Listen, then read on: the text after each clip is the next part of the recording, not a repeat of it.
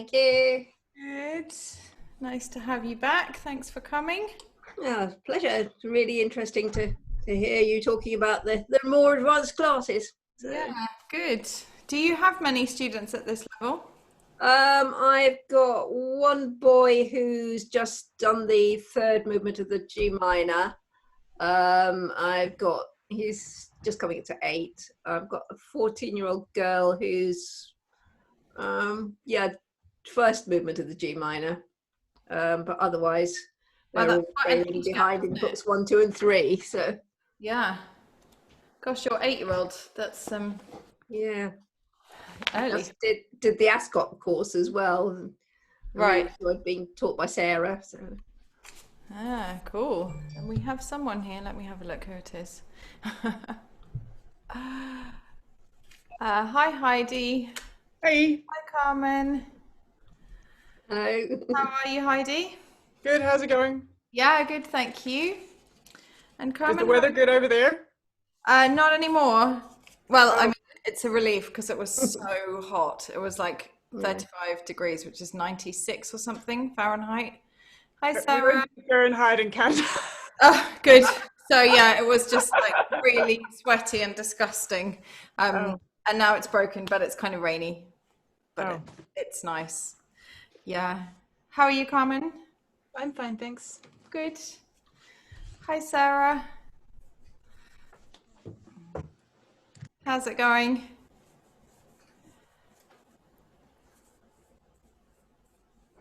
Oh, good. Good. It's hot. Is it? Where are you? I'm outside of Boston. Okay. And Yeah. how hot is hot? Close to 90. Yeah. Yeah. It's not But nice. it's been like that all week. Yeah. We had like 5 days on the trot above 33 degrees, which is like just almost unheard of. Yeah. You know, climate change is not a thing, obviously. Uh, really terrifying. Never mind. For now, never mind. Let's turn off mics and tune. We're going to do much more playing today than we have in previous groups, and we have quite a few people who've emailed saying they're just exhausted and they would just want the video afterwards. So we may have relatively small group. I mean, I'm expecting about 3 more, I think, who will come, and I will check my emails more often than I have in previous days. I don't know why it seems to be so difficult for some people to get in and then not for others. Never mind. Here's an A.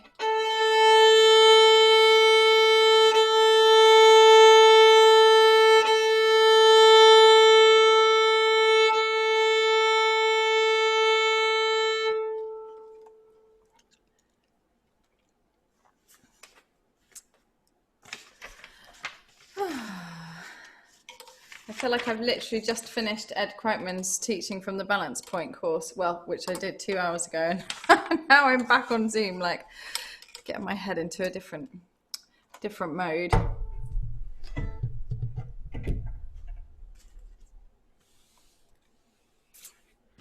I just finished my last review clubs of the summer Oh, that I wow. started in March. Yeah. And last night, knowing that today would be the last ones, I was like, oh, I should like update because I was taking attendance. Anyway, And it's just how's it crazy been how time going? has gone. It's good. I had a student. I ended up doing 68 of them somehow. Wow. So I didn't know how that added up. And I had one student who came to 65 of them.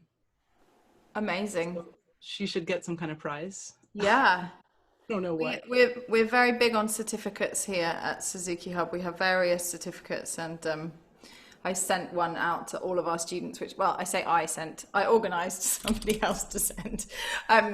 But yeah, 168 certificates went out in the mail about a month and a half ago, and it was so cute. The kids were so excited to actually get something and a little like a pin badge in the mail. So yeah, that was nice.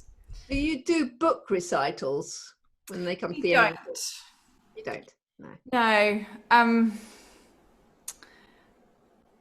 There are loads of things I'd really love to do that I think basically because it's been so much more work than I naively imagined it would be. And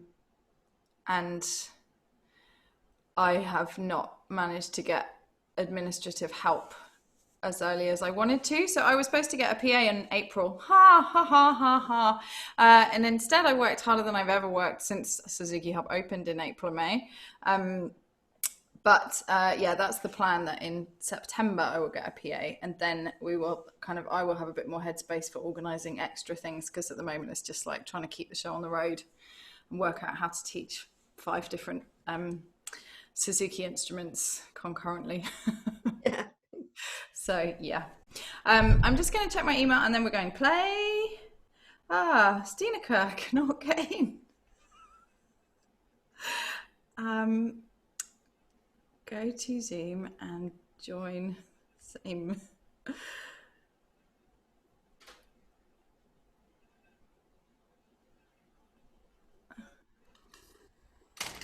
I don't understand. Anyway. Any thoughts on how to make it easier for people to join? Very much. I think you can disable Eventbrite's automatic emails, and then they would only get the one from you. I don't know. Is that the problem well, but they've all, I mean, because there's hi, Marion. 2 automatic emails from Eventbrite that come in on the day of the class that are like, your class is soon. Yeah. And that's annoying, right? Because it doesn't actually say your class is soon. Click here, because I can't find that setting. Using your... Nice to see you, Marianne. So simple. Yeah, okay. Let me just email this to Steeneke. Okay. So let's start with tonalization, my favorite. And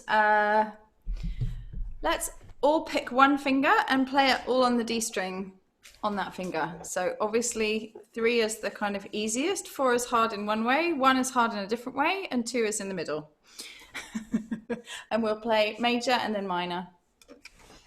I'll just give you a quick A because a couple of people join in. Marion, you're still unmuted. If you can just mute yourself. Thanks.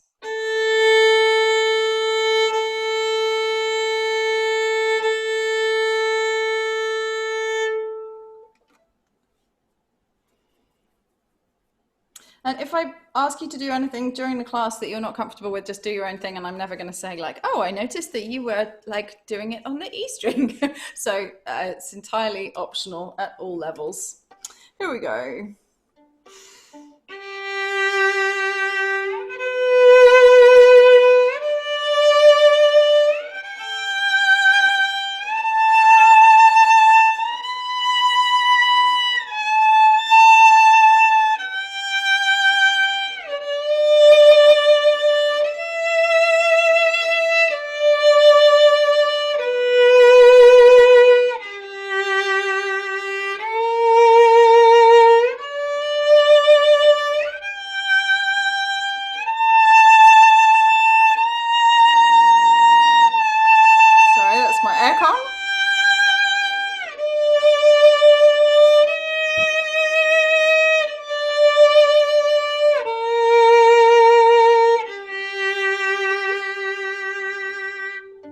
Hi, Steeneke.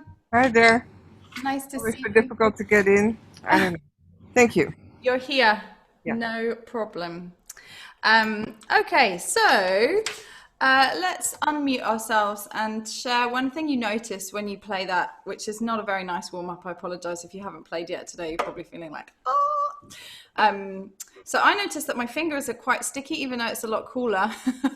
It's quite difficult up there to get them to move lightly without sticking. Who else has something they would like to share that they notice? I was just getting in a muddle with which finger I was going to put where. Yeah, so that's another, yeah, definitely something that happens with the students as well, right? We have to give processing time. Heidi, any thoughts? Sorry, I'm not, if you ask me, I'm going through like some life things right now. So, you don't have to say anything. No, I don't think I have anything to say. Okay, no worries.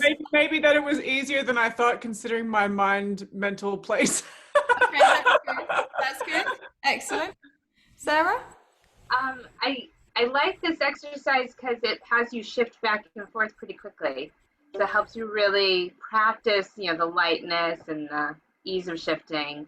And also kind of at that point where you have to change from a C shape to a stretch to more. So it brings up a lot of things in shifting. It really does, doesn't it? Yeah. Like, it's a great observation. There is so much that we can unpack just in this one set of, how many notes it is? 14?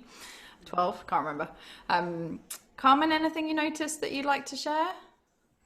Same as you with like tactile. I'm stickier than I thought. I don't know.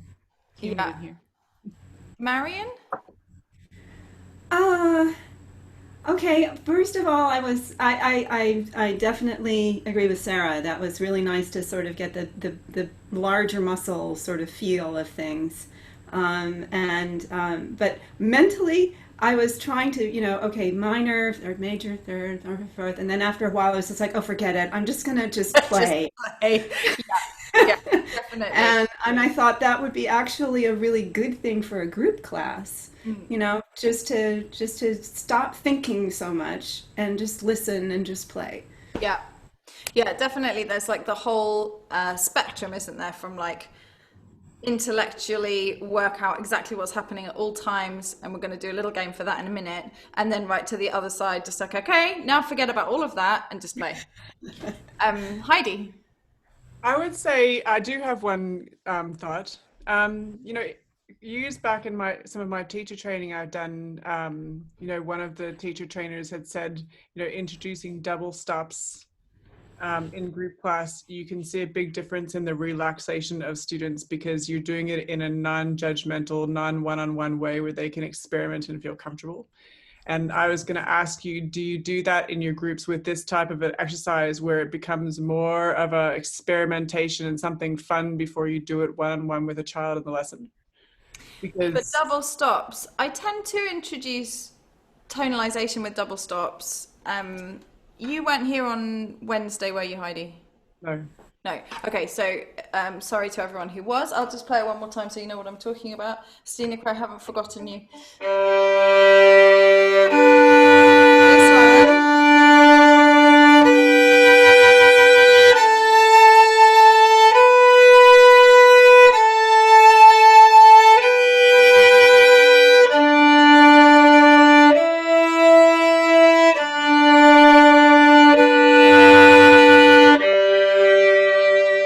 And then normally we do the minor. So I introduce that in private lessons, and then we do work on it a lot in group. But I'm that's talking about specifically this tonalization on one string, for example, to make it like more of an experiment because they've been playing these tonalizations for so long, since book 2 or earlier. yeah. That they have the notes in their head and it's kind of a fun experiment almost to do it in a non-judgmental way where they can just...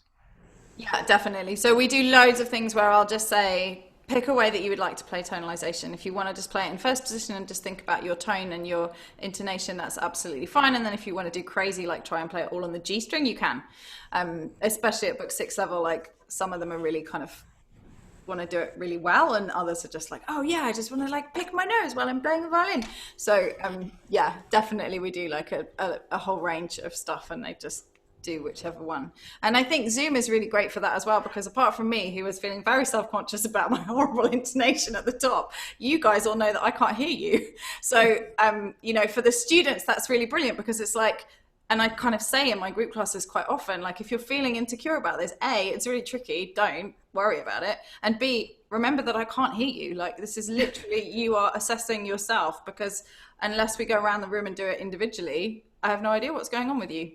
So that's kind of a benefit for them to feel confident and not on the spot. Stineke, did you have anything that you would like to add? I don't know if you have, do you have a violin, and would you like to play any of what we're doing tonight? We're going to do more playing than we have before. Okay, no, I'll just observe. Okay, no worries. I'm fine, yeah. Okay, cool. Okay, so we're going to do that again, the same thing. So stick with the finger that you used before and all on the D string. And this time we're going to put the same amount of rests in between each note. So if we play stop, and in that gap, I want you to think about how far it is. So this is like the intellectual end of the spectrum. Think about, you can even say out loud with the kids. I do quite a lot of like in person, we would go around the room and they would say it each time. But online, just saying, just say it out loud, and I will look whether their mouths are moving with confidence or not. So identify either how far the shift is or which position you're going into. If you're really smart, you can do both, but I can't do both. So here we go, one more time, just the major. No, actually, let's do both. Ready, and...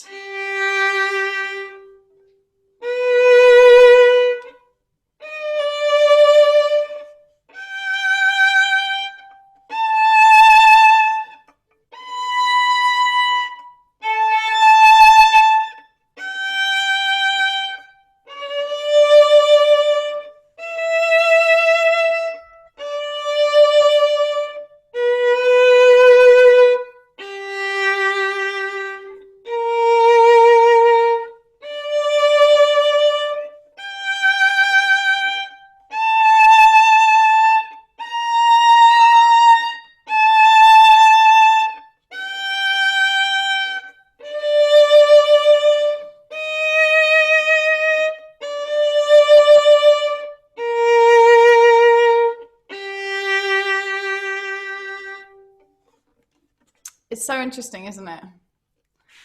And let's unmute, that's the expression, and just go around on any observations that you noticed, either about patterns or about whether it felt easier or harder this time round, whether you enjoyed it, whether you hated it, anything like that.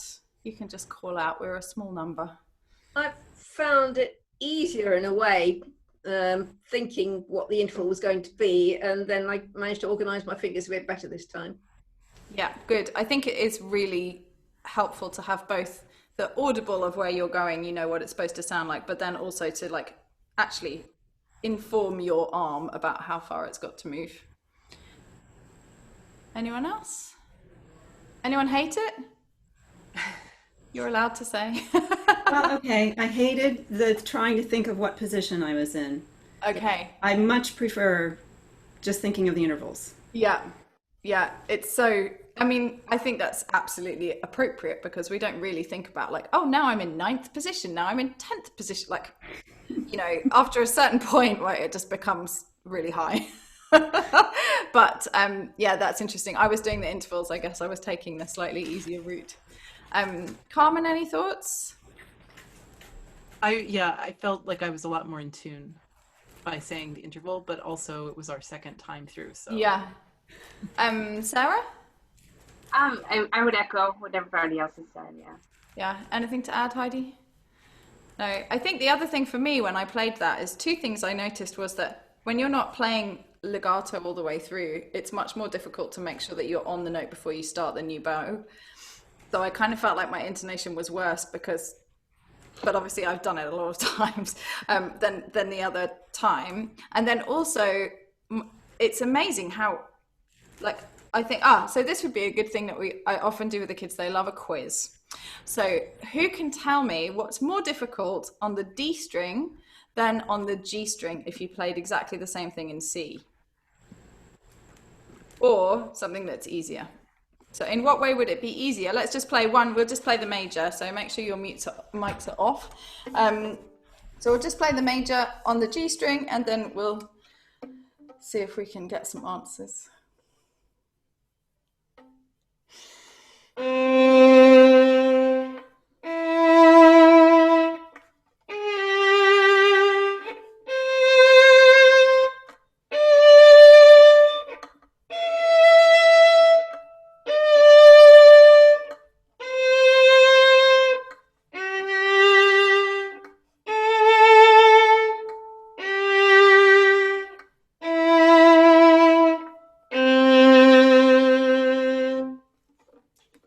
Okay, so ways in which it's more difficult on the G string.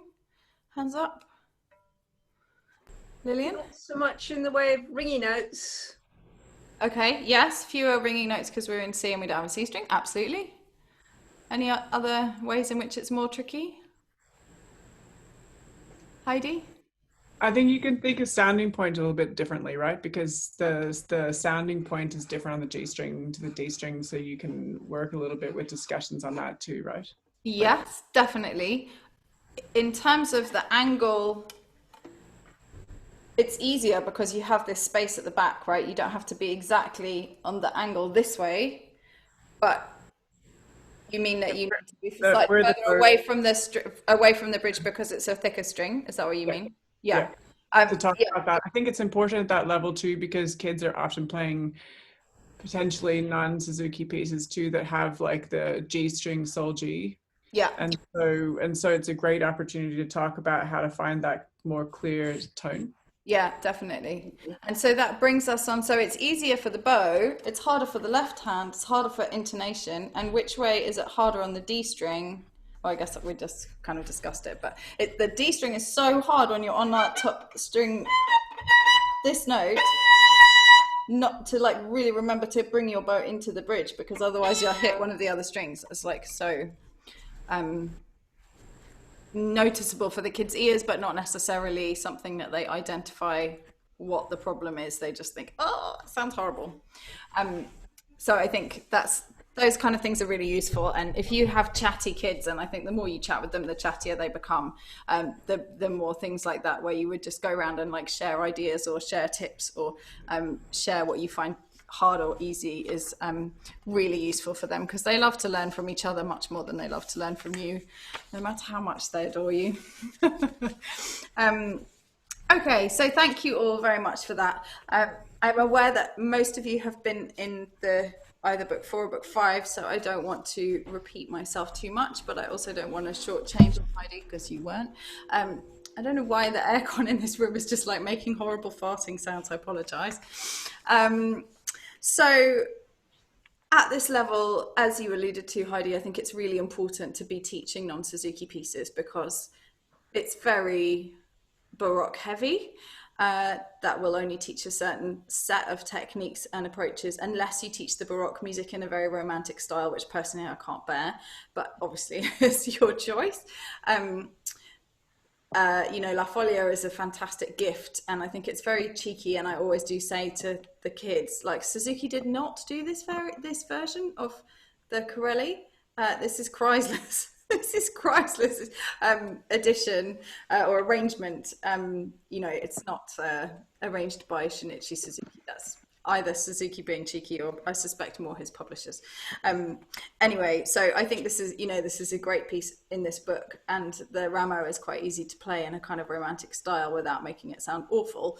But essentially, they just need to get some like big fat romantic stuff and 20th century and perhaps contemporary stuff in there, and that is also a way in which we can address the old white straight men problem, which is that those are the people who write all the music we play, and when we look around us, those are not the people who are populating our environments. And so wouldn't it be nice to play some music by some women, by some people of color, by some gay people, etc., etc. So there's a kind of list on here, and I hope it's a good start. It's by no means comprehensive, that's the word I'm looking for. So we're always working either on a kind of like project, like an improvisation project, or a non-Suzuki piece.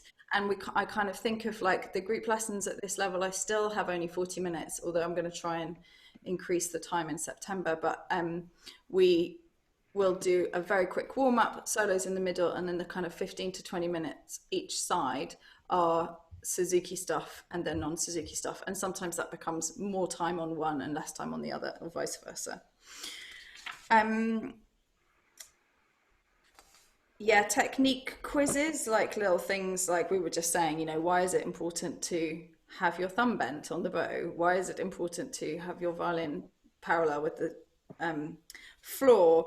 All of those things. I think it was really interesting to me a couple of years ago at Suzuki Hub. I did a kind of experiment where I walked around all the group lessons at book 1 level, of which we had many at the time and still do. And I said to all of the parents, like to the teachers, sorry, I just want to do a little like vox pop.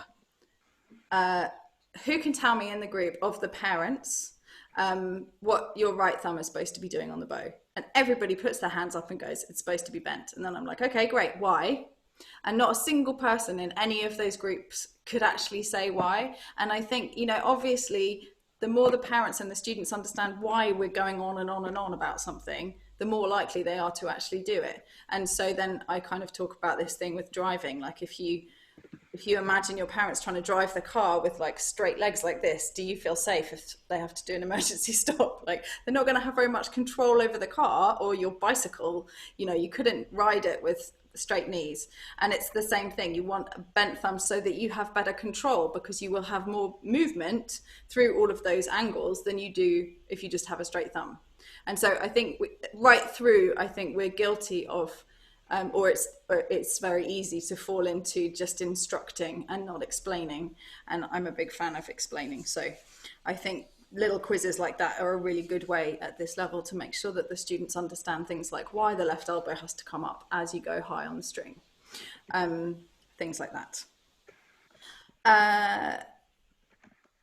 Who teaches improvisation as a kind of standard part of what they do? Okay, anybody? No? And I've been thinking about it. Okay, that was my next question. Anybody? I've been thinking about it, but I'm kind of like you. I read that you had regrets about not doing that. And I specifically put my son in Yamaha piano because they do chord progressions, and part of their exams is that the examiner plays a melody and they have to come up with their own chord progressions underneath. And they do a lot of that, and I was like so excited to be in his classes and so I'm really wanting to try it, but a little nervous. So, yeah. I think I've kind of like worked out a lot of that stuff just kind of for myself and for my own playing, and also for the kids here. Like when I was taking orchestra, I just kind of developed this slightly haphazard probably approach to teaching them a bit of improvisation. But one of the things that we did, which I will share with you, and we can have a little tiny go at because it's kind of a 10-minute thing that was really fun, is that we did this improvisation with a track that someone just sent me in that mad, you know, like people send stupid videos, and so they just sent me this thing and I was just like, oh my god, we have to improvise to that because it's just perfect in every way. And so with my book 4 and 5 group, but I think it's not really level specific, we did a kind of 6-week maybe project of improvising to this thing. So it may not be to your taste, but I'm just going to do a very quick sort of version of what you can do with this, because I think for this level also it's quite easy to do something that makes them feel like, oh, I'm just able to make noises that I don't really know what's coming already. So I'm just going to teach you a very, very few bits and pieces of it. The first sort of riff is a B flat and then an A and then a B flat again, and it's a semi-brief and 2 minutes. And we have 4 of these. Oh, just make sure your mics are off, please. So remind yourself, if you're worried about improvising, I can't hear you and nobody else in the class can hear you. So the only person who can hear you is you. So we have 4 of these, and you can change octave if you want to, and you can also put in different notes which fit in it in a G minor scale if you want to. So here we go, ready, and super easy.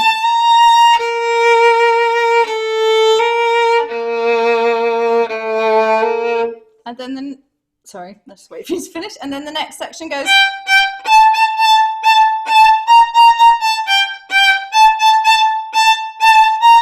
So you can just join in.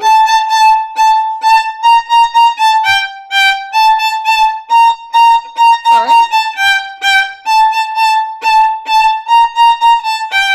And that happens 3 times, and then we have 4 Gs.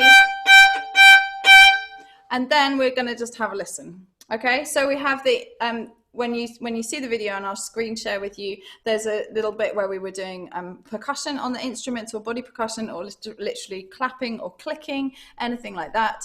And then it goes into that tune, and I will give you a big lead for that. So here we go. And a note on doing this on Zoom, do not share the computer sound, because otherwise it comes out ahead of you. So if you're improvising on top of it with them, you'll be out of time, as I realized to my embarrassment. Okay, so here we go. Oh, sorry.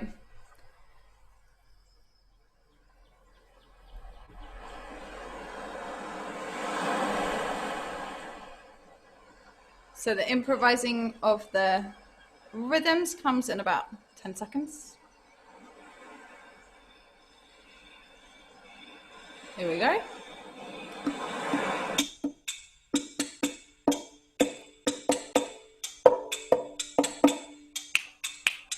And got 4 bars until the next bit, the B flats. Ready?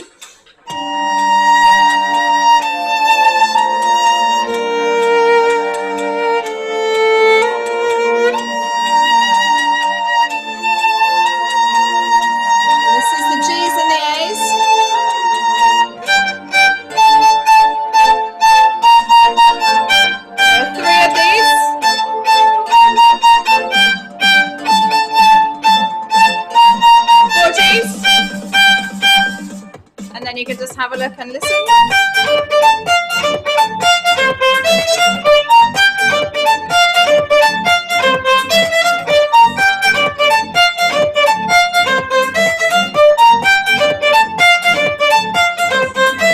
Join in whenever you're ready.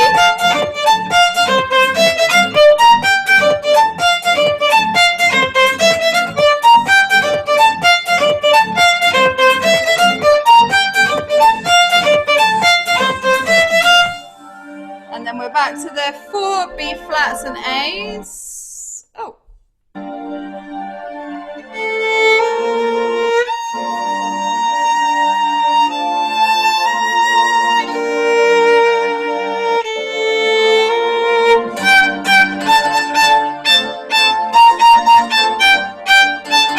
So at any point, feel free to improvise freely over it.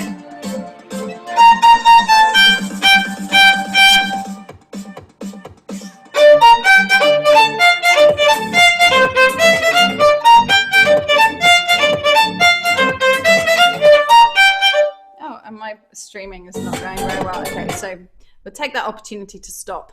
But so basically, I taught the kids those 3 little sections, and then we did it slowly. Obviously, for them, this is, well, even for you, I suspect this is quite hard to pick up straight away. So we did a kind of week or 2 on learning how to play those bits, and a few improvisation exercises where we just played over the track.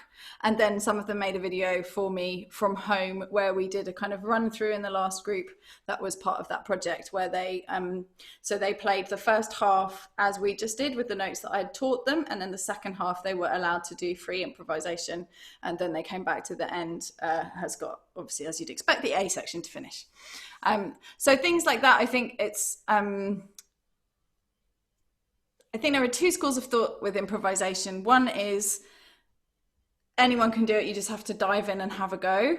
I don't think that's quite true, but I think there is a lot of value in diving in and having a go. And then the other side is like, really, you should know exactly step by step how to teach your students. But for those of you who don't know the step by step, and I include myself in that, or who haven't had the chance to really develop that yet, I think doing something where they dive in and they may mess it up and they may not feel confident, but they have an opportunity to play something that no one else has told them how to play is much more worthwhile than not doing it at all. So any questions or thoughts on that? Was that a completely horrible experience, or was that quite fun? Carmen? Well, we always do improvisation in the gypsy music that we teach. Oh, awesome. And we give them just the notes that they can use in any octave in any. So just a little bit like you did in the beginning.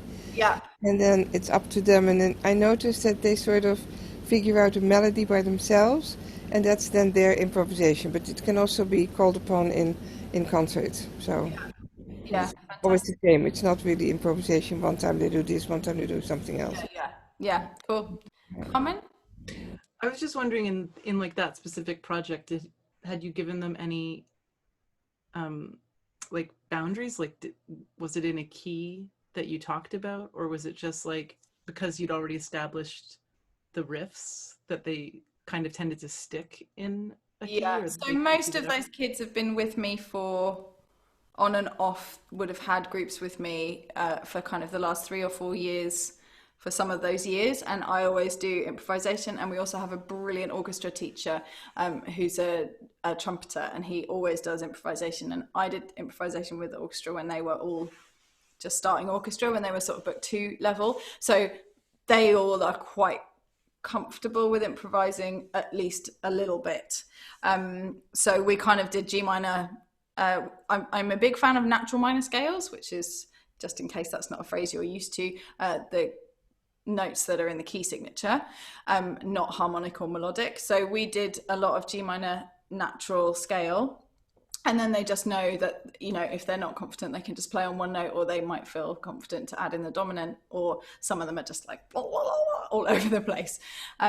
So I think that I'm not very helpful as a kind of introduction way to do it. But I think if you were going to do something with your kind of book 4 to 6s like that, it would be worth building up a little bit more gradually what notes in G minor will fit, either use the pentatonic or just the minor arpeggio notes, and kind of give them an opportunity to dip their toe in the water a little bit more slowly than just 6 weeks. Any other thoughts on that? No? Okay, cool. I've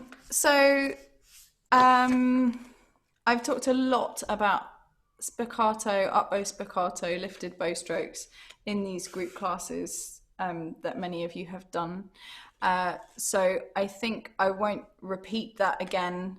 And Heidi, if you want to see the book 5 video, just send me an email asking for the link, and I'll just send it to you, because I really, really feel strongly that the playing off the string is done in loads of different ways within Suzuki. And, you know, I've seen students play all of the up bow staccato on the string right through to country dance and Rameau Gavotte. And then if you don't teach it there, where are you going to teach it? And then similarly, I do it very early, and my book 4s can play up bow spiccato. Basically, we do lots of work on that. So I'm a big fan of playing off the string.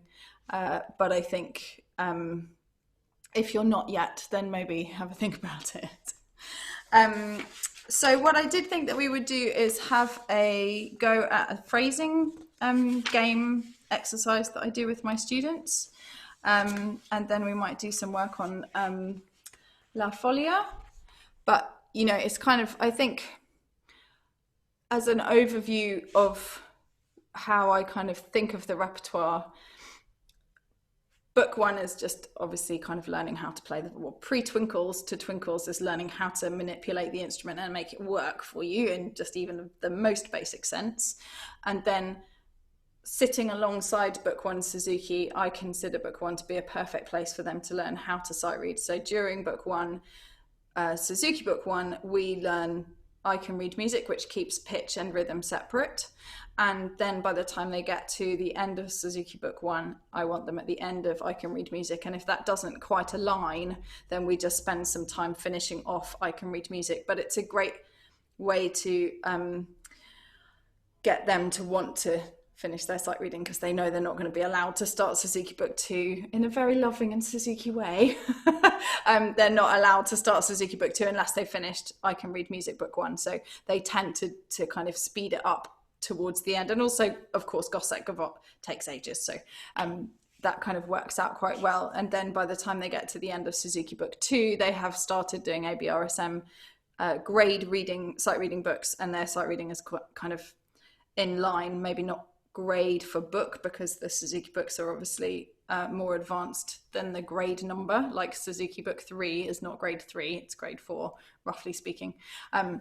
But during book 2, that's kind of my big focus, is like get them sight reading during book 2, which I understand is a lot earlier than lots of people. And then book 3, we're getting them shifting a lot, so that by the time they get to book 4, everything can kind of come together. And then book 4 is really the concerto book. Obviously, they're learning how to be a performer, how to have those virtuosic pieces under their belt.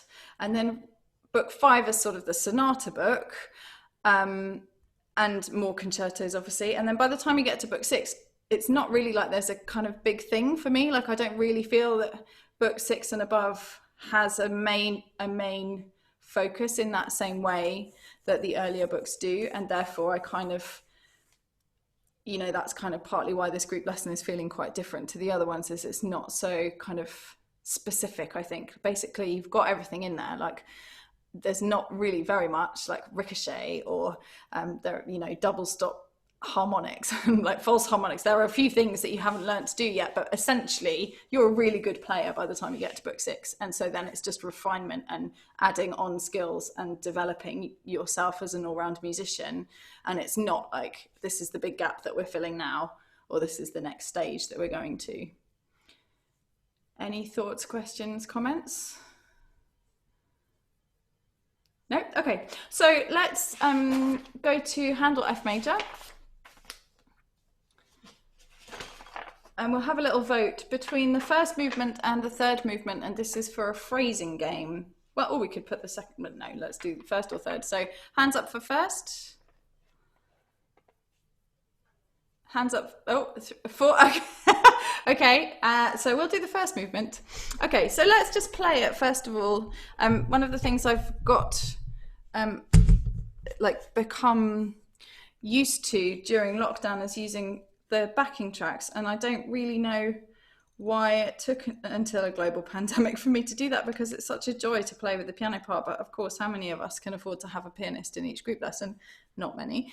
And so I've really got into that, and I think that that's definitely something I'm going to encourage my teachers at Suzuki Hub to keep doing, and myself to keep doing. So just give me 1 second and I'll line up the track.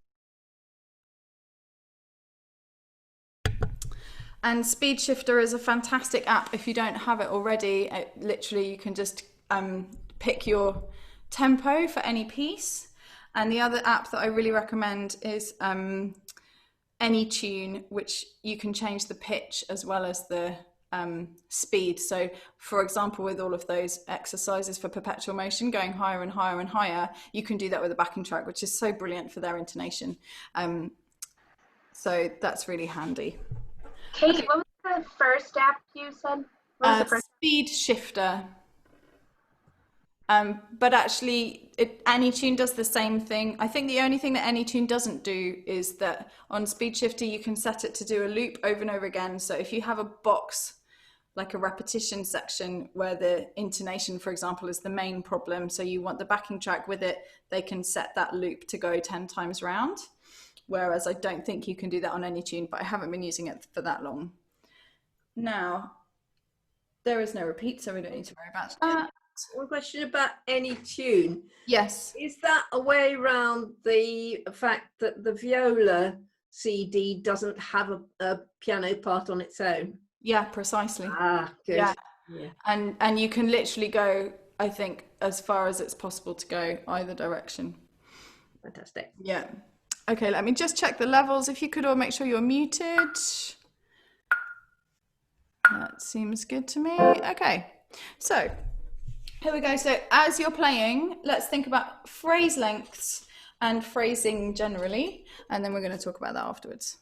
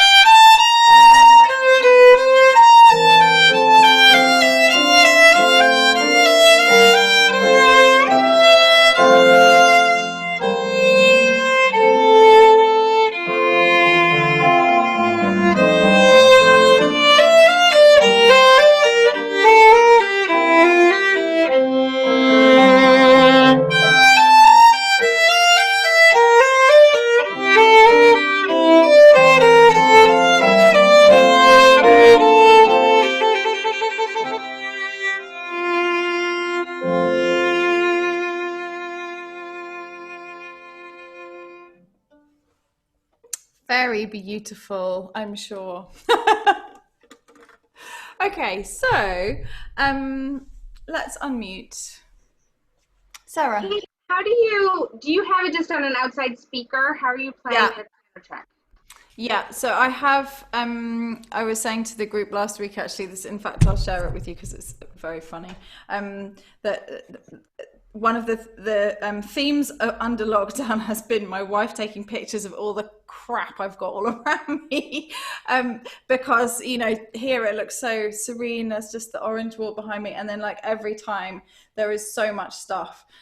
So I have an external speaker, and I find that you can use the speaker with your computer, but I just find it easier to have to have the speaker separate and use an iPod or normally phone, but I just forgot to bring the thing. But yeah, so the picture, oh, why is it opening that? Anyway, so the picture is like, oh yeah, you just see the pink behind me, and then there's like all this stuff everywhere. Anyway, so yes, external speakers I find are the easiest way to make the sound. And then if you have, I didn't actually do it just then, but if you have a speaker, a microphone that is got different settings, you can set it to the, I don't know, bi-directional, is that the proper word? Anyway, so it comes in the front and the back, and then I put the speaker right behind the microphone, so the violin's going in one side and the speaker's coming in the other side. How was the balance just then? Fine, good. Okay, so any other tech questions? There's so much tech to get your head around, right? No, okay. So in terms of phrasing, well, and general musicianship, I think the students really love to know by this stage that so much of what we see on the page is just some editor's decision about what should be written there. And actually one of the things I keep meaning to do is get the Bärenreiter edition of this and show them just how little information there is on the page, because, you know, like probably 80% of the instructions about dynamics and phrasing are not written by Handel. And actually, I don't know if any of you have looked at the original manuscript, but I just feel like bar 18, like the first bar, then bar 18, and then the third time it comes in 47, it's so random to have the semiquavers and stuff in the middle and then totally undecorated the last time, but then leading into more semiquavers. So I feel like there's some kind of muddle there of editorial versus what was actually in the original. Does anybody know? Well, I teach from the Bärenreiter. And are all of these notes exactly what you have? Well, I was just more thinking of the phrasing because that was the emphasis. And to me, what you did was more of a romantic. I tell my students, when you don't stop and you don't really make very precise cuts, that's the way how it sounds nice. Yeah. Not the way that Handel wanted it.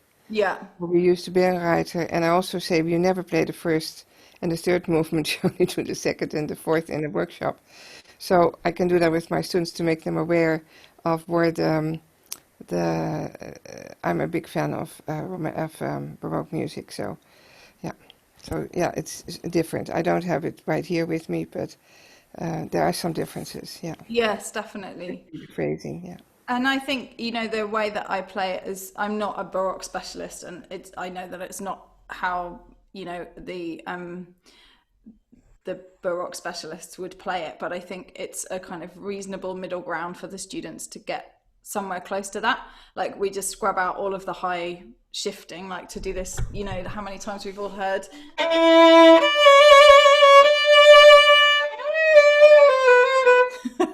somebody doing that to get really high. And I just think, you know, like, I just scrub out a lot of the shifting and keep it lower in first position with open strings. And but it is a really useful way to kind of get them to think about what phrasing they would like, whether that is what Handel would have heard or not. we'll never know. I mean, we know some that are definitely not, but I think the other thing about the Baroque thing is that I recently, well, when I say recently, maybe 5 years ago, did a recital with a Baroque bow, and it was the first time that I'd actually tried one, and I was amazed at how similar it was. Like you hear people say, "Oh, you couldn't do that on a Baroque bow." I could have played Mendelssohn Violin Concerto pretty appropriately on a Baroque bow, and it was a really good quality. You know, it's lent to me by someone from the Orchestra of the Age of Enlightenment. It was like a proper good thing. So I think there's, you know, there are interesting things put about that are not necessarily true. So one of the games we like to play with a piece like this or any other piece to discuss phrasing is to give everybody a number. So I'm going to give you all a number. If you don't want to play, just put your hand up. I mean, if you don't want to literally play your violin. Okay. Okay. So Carmen, 1, Sarah, 2, Lillian, 3, I'm going to be 4, Heidi, 5, and Marion, 6. Okay, so we're going to play one phrase each until we've all had a go, and then we'll just kind of finish. If it's in the middle of a bit that we want to finish off, we can just finish. So you're unmuted, and you're not waiting for the person before you to finish and hand over to you. You're starting where you think the phrase starts is after them. So obviously for us, this will probably be the same, but for the kids, sometimes it's not the same place. And when you do this with your students, either in person or online, it's really good to just remind them to ghost play with the left hand, because otherwise they don't really know where they are, even if they're following it on the music. And then there's quite a lot of kind of faffing about in between each person's go. Okay, Carmen, whenever you're ready.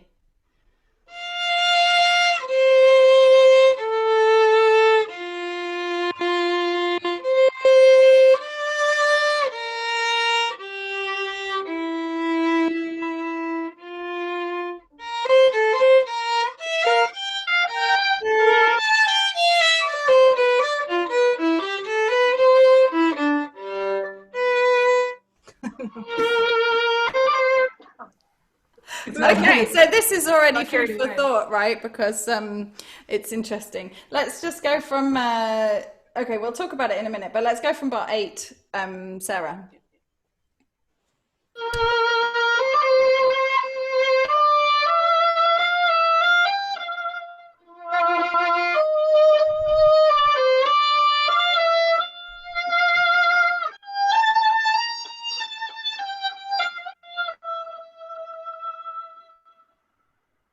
Lillian, it's your turn. Oh, it's me now. Okay.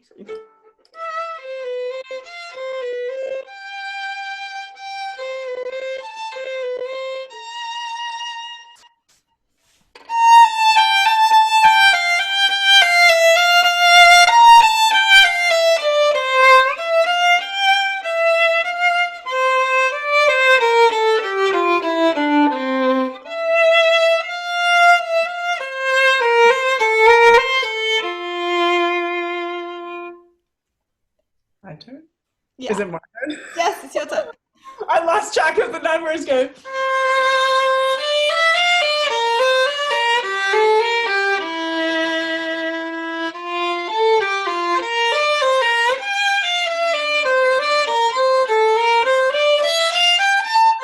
Sorry.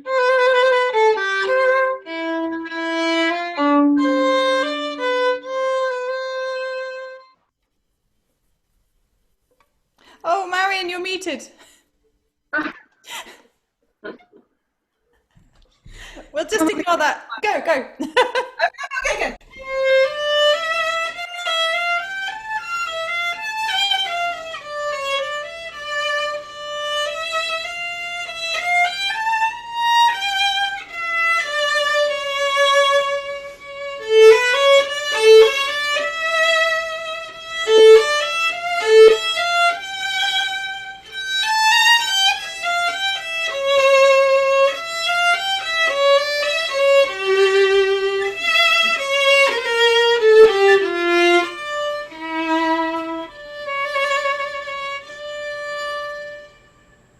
Very nice. Bravo, everybody.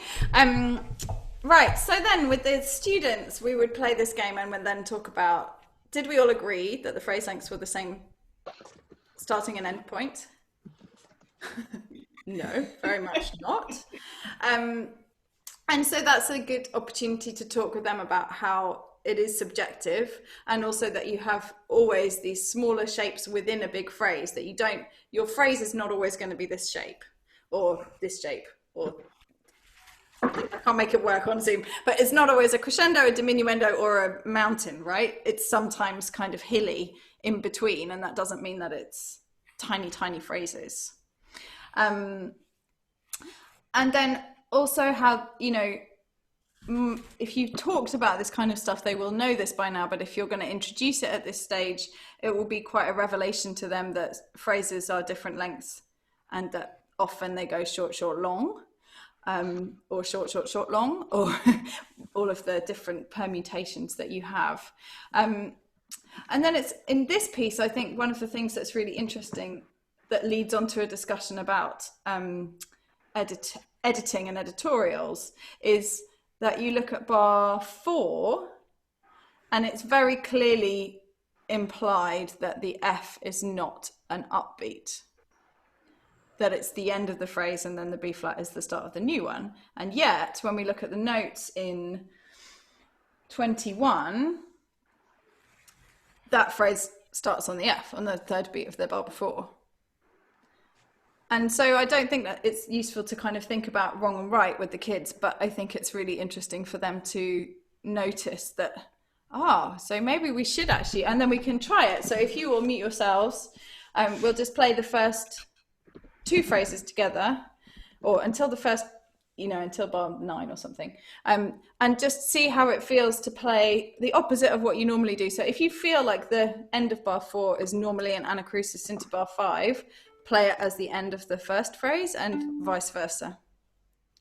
Does that make sense? Yeah, sort of.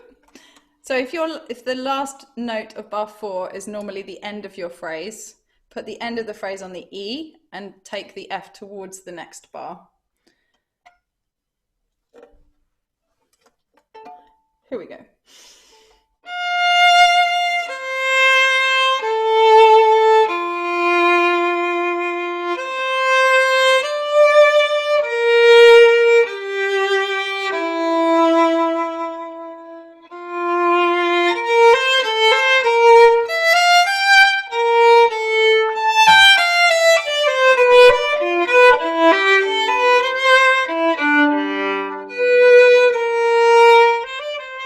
Stop there, even though it's not the end of the phrase. So I think that it's interesting. How did that feel?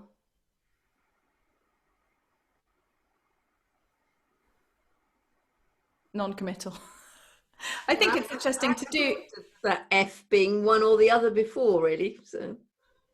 So I think then you can have a conversation with your students and play lots of games that we're not going to play now, but go into a little bit of, okay, every note has a beginning, a middle, and an end, right?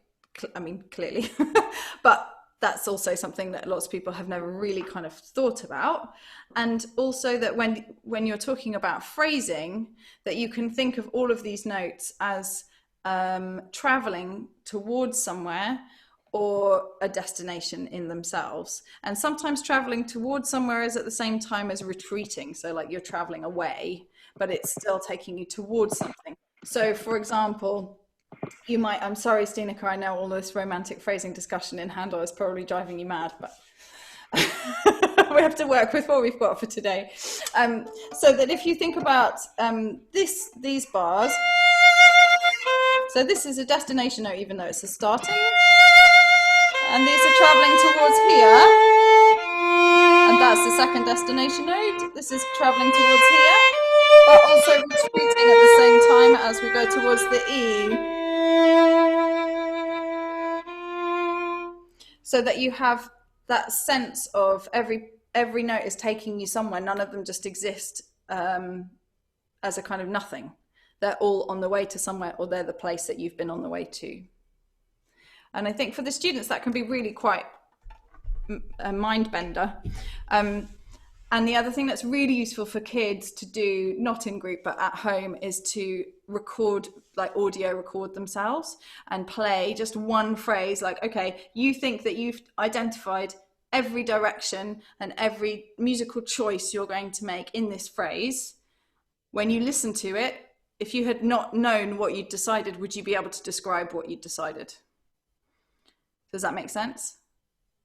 So if you, thank you, Marion, that's really so for the kids, they've got to understand that they have to make their intentions much clearer than they might think that they do, because they're so strong in their head. They're like, yeah, this is the destination note, these are the traveling notes, and here I am. And then often when they listen to it back, they're just like, oh wow, it just sounds like I'm playing a bunch of notes.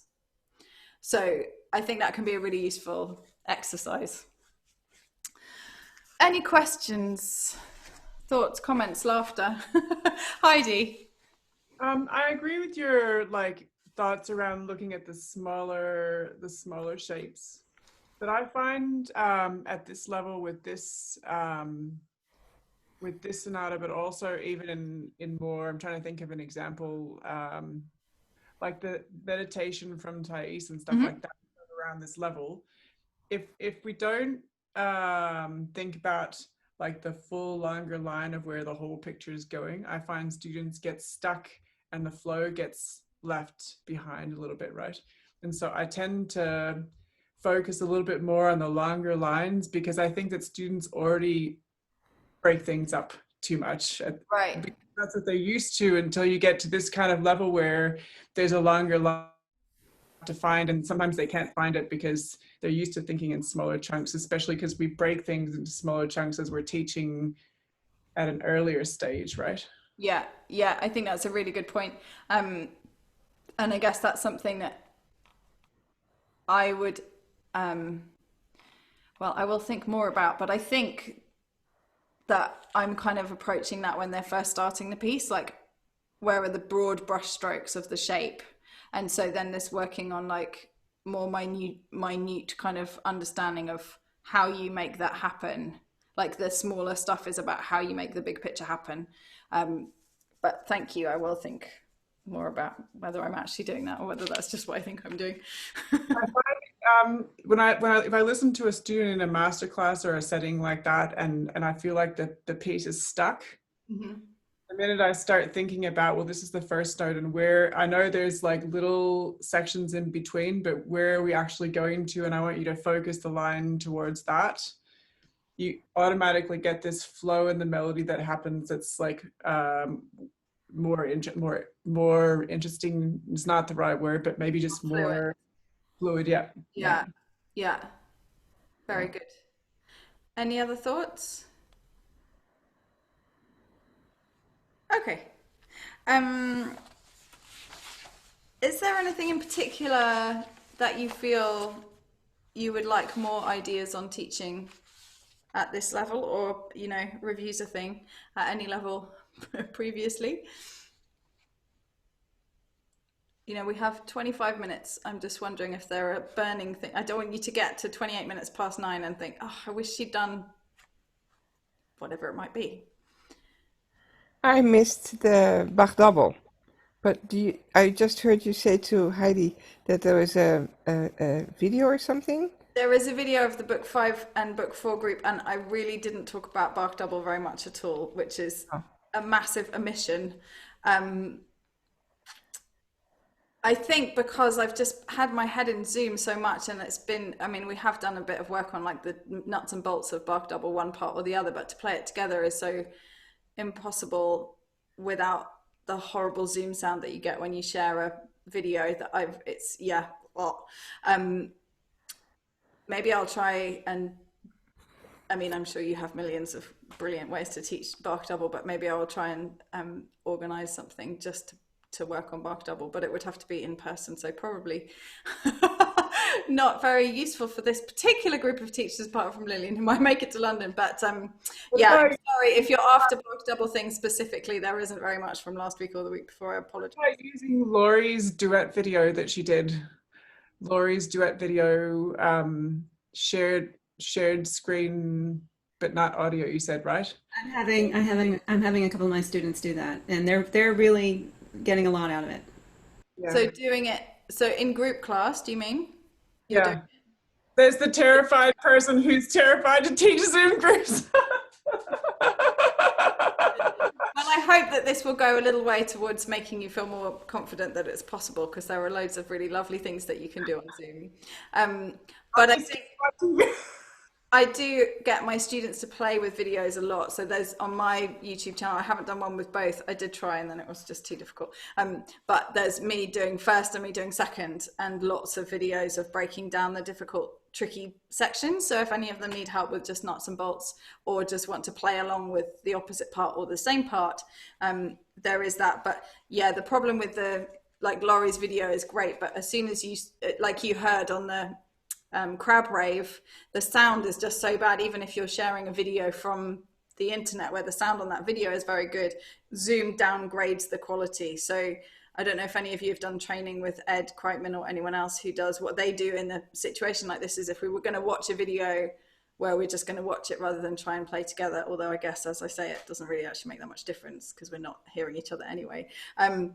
They just put in the chat the link, and then you can just click on it and it plays through your computer, so you get the best quality that you can get. And I guess we could play with a video like that, but it's kind of, even though we can't hear each other, it's nice to at least see each other. Whereas if you're on your own YouTube screen, and obviously you might see each other, but you're like that big. I'm not much into Zoom, so I do it the old way. Yeah, and the sound is just so never mind. Yes. How do you get to the videos that you've put up on YouTube? Is there some sort of order, or how do you search for something particular you're interested in? So on my channel, you mean? Yeah. So if you go to my channel, there's a playlist for each separate thing. So there's a playlist for for pre-twinkles, for the first half of book 1, for the second half of book 1, and then for each book up to book 6. I don't think book 6 is quite complete yet. And then there are playlists for things like extra repertoire, scales and arpeggios. I mean, it's a work in progress. It's by no means finished. So that there's not everything on there, but as I'm doing them, I just stick them up. How do you get to your channel? So if you go to YouTube and put Kate Conway Suzuki and search channels, then I will come up. Do you do it every week, or do you do it bi-weekly? I just put videos up whenever I have a chance. So sometimes I'll make like 10 videos in a day and they'll all go up together. And then others, it's like I've just recorded something in a lesson and I'll just chuck it up that night. There are also a lot of my actual lessons on there, not so much recently, but if you're kind of interested to see my students, and I've tried to tag them in a useful way, so you can kind of look up like Happy Farmer lesson or whatever. But yeah, there are quite a few actual whole lessons on there. But when you're doing real group classes, are you doing bi-weekly or weekly? Oh, I'm doing weekly, although we're in the summer holidays now. So last term, what we replaced, because normally in Suzuki Hub, we have 26 group lessons a week, something like that. And all of our students do an instrumental group class. And then the first 5 years-ish, they do music mind games as their second group, and then after that they go on to orchestra. So we have 3 junior orchestras and a senior orchestra and a senior string ensemble and a jazz ensemble, and all of those last ones that I just mentioned had to be replaced because we didn't know how to do them online, and I think orchestra is still, it's really rubbish online.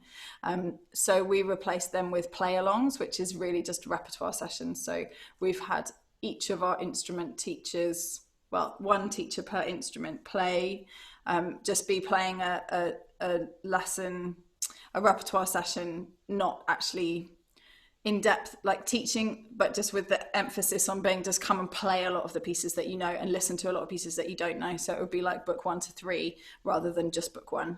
And so we've had, I don't know, 12 of those per week. And then all of the instrumental group classes have also been online each week. Shall we do a little bit on rapid string crossing? Or do people have questions about double string? I wouldn't mind you touching on spiccato. Sorry? Spiccato, what you like how you work through it. Okay, up bow or just regular or both?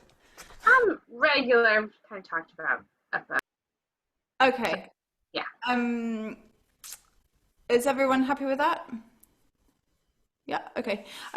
So I think it's really important, like I've said in my notes, that the students understand that spiccato is really mostly an orchestral technique.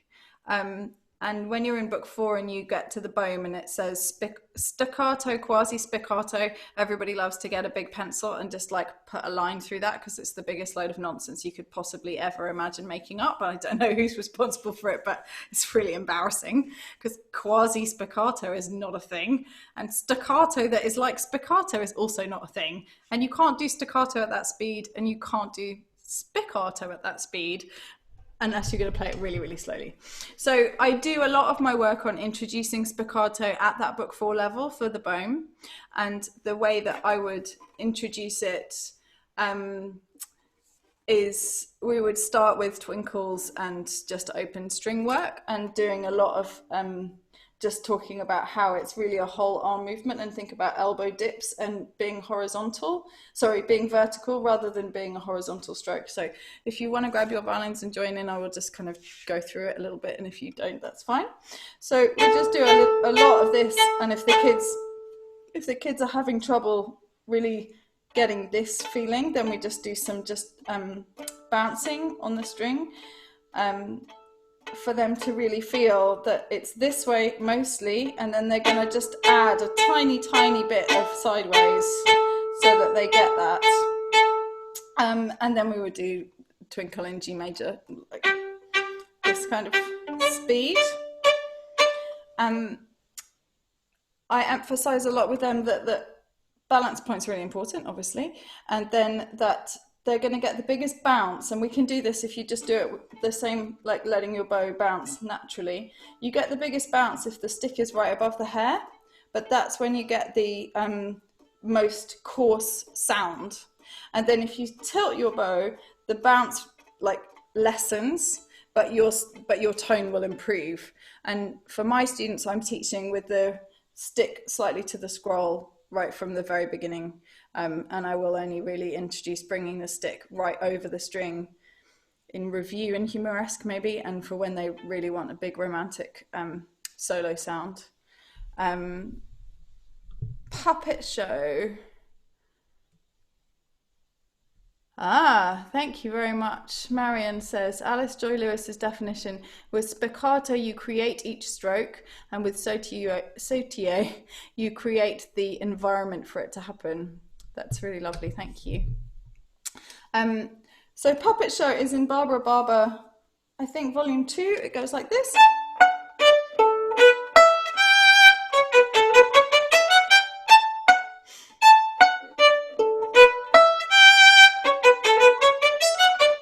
And that's a really brilliant introduction to using spiccato in a piece, because they kind of have to practice it slow motion at the beginning, because if they don't take the bow off, then obviously the left hand pizzicato doesn't work. So it's kind of built in, it's so clever. So that's really handy. And then you get the more, faster version of it. So we always play that at some point during book 3 and 4, like mid book 3 to mid book 4. Incidentally, that same volume has La Cinquantaine.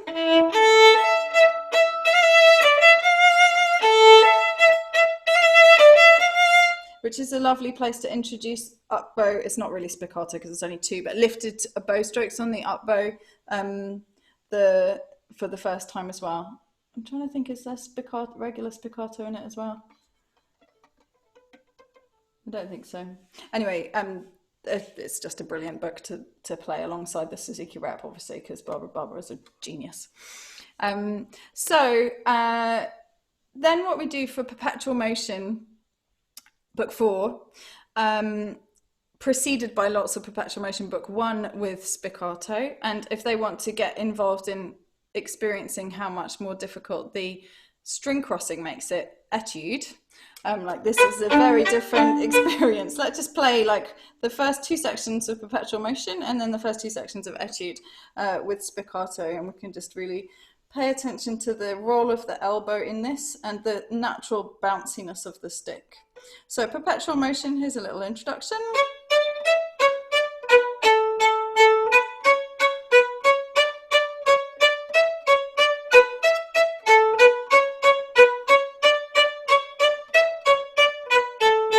And then we'll do a little bit of etude.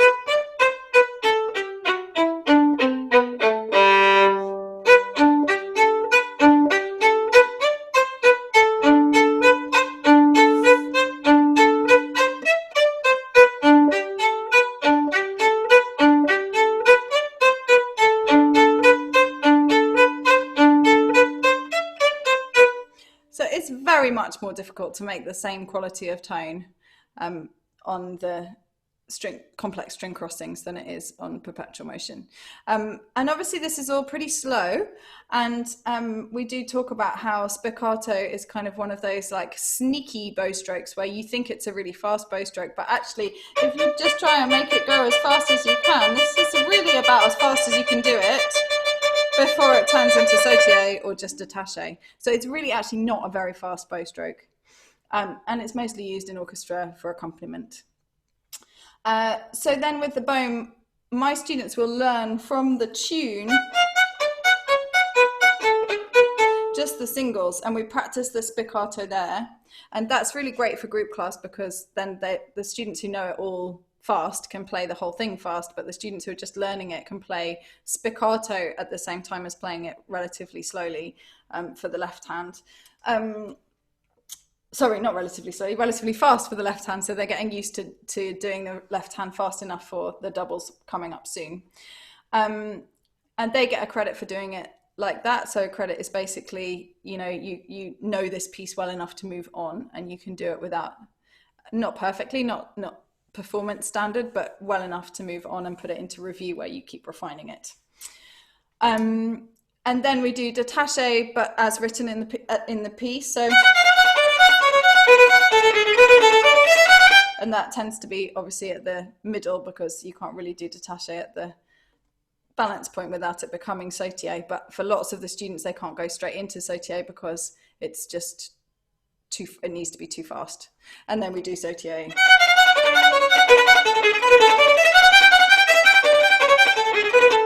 And so they get a credit for each kind of step, and it's really useful in group class that you can put all those together without having to kind of stop certain groups, parts of the groups playing it together. And scales and arpeggios is a great place to practice different bow techniques and tonalization. So, if they're having trouble making the spiccato or sautier or whatever it is work, then we always take it back to twinkles and tonalization. And tonalization just often feels a little bit more grown up for them than going back to twinkles again.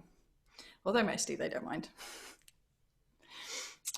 Any questions on any of that or things you would like to add? No? Okay.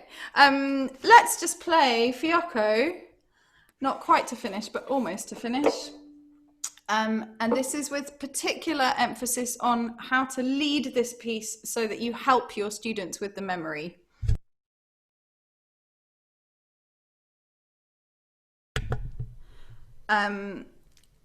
So we don't have a whole ton of time, but you can hear me, right? Yeah. But the memory, we talked a little bit on Wednesday about how the memory, one of the things that you hear people say about memory is if your students listen enough, then they'll learn things off by heart and they won't have any problems. And so if they have trouble with memory, it's just because they're not doing enough listening. And personally, I think that's a real error in thinking, because by the time you get to a piece, these kind of pieces like La Folia and the Handel Sonata, if you do require your students to learn them all off by heart, which I don't, then I think you've really got to have more strategies for memory than just oral memory and muscle memory, because they have to have the map in their heads of where they are, and they've got to know when they get to the junctions where you can go wrong, they've got to know what to do. And for some students, it's really useful for them to be like, okay, first time is go to B and second time is go to E, or for others, it will be like go higher the first time, go lower the second time. Or for others, it will be, it's a big shift the first time and a smaller shift the second time. So you've just got to kind of find what it is that helps them. But in this piece, I think it's really useful for them just to know that you play the tune.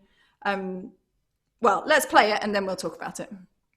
So this is Fiocco Allegro. Make sure that you are muted if you're going to play. And here we go.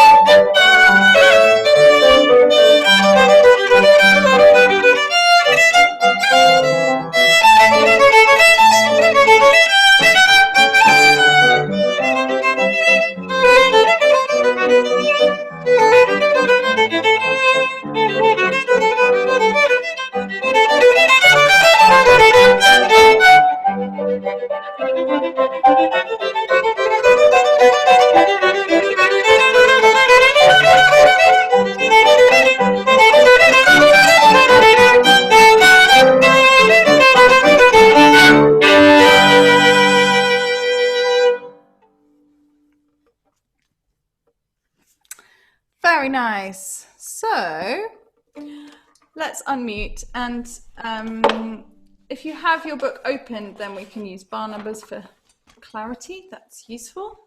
Halfway in the middle, you went triple the speed. I promise I didn't overhear. But I was like, whoa.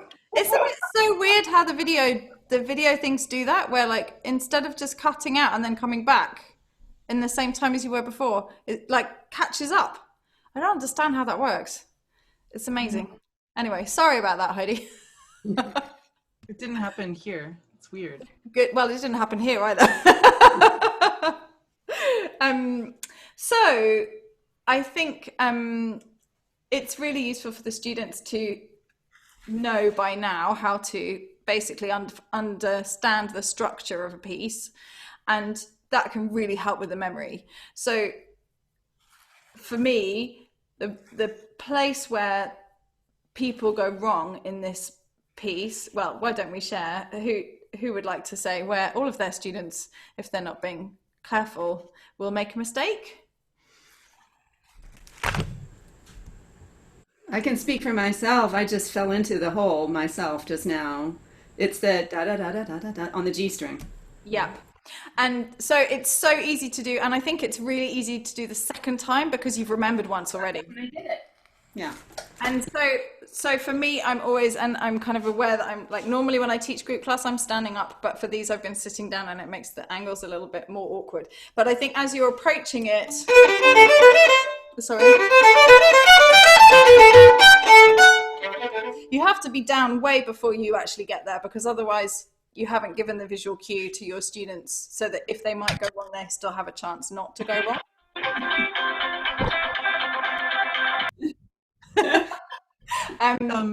When I took book 6 training, we did our trainer had us practice going to the G string early and like just knowing that they would play those notes. So I like that, because then sort of a pet peeve for me when students get their violin low for the G string. Yeah. So I don't like to model that personally. But yeah. It's really funny to remember yourself to like abandon the last couple of eighth notes and just be like. Yeah. Yeah, I've not thought or heard anyone do that before, but that is a good way to avoid.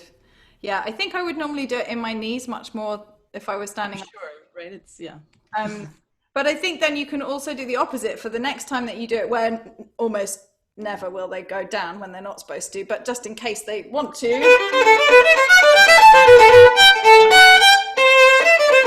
you can kind of give them a reassuring lead that they are in the right place. And then the other place where people go wrong, anyone else know or want to say where they think people might feel insecure even if they don't actually go wrong?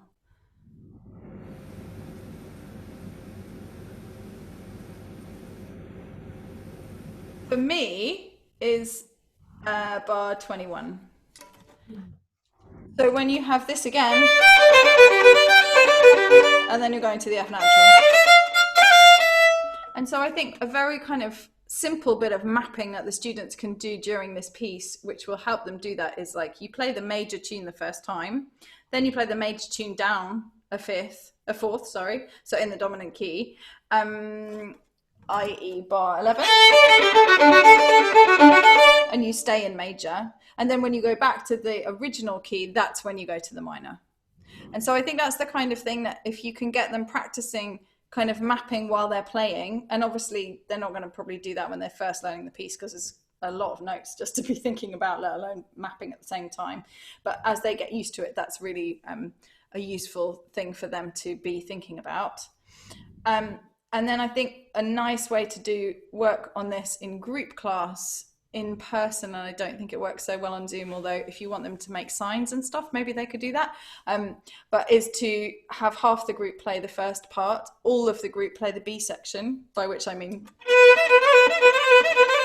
and then the first half to watch and the second half to play the da capo, and the kids who are not playing to be saying major, dominant major, minor, like in advance, so that they're practicing for themselves, but they're also instructing their partners on which bit of mapping they're in.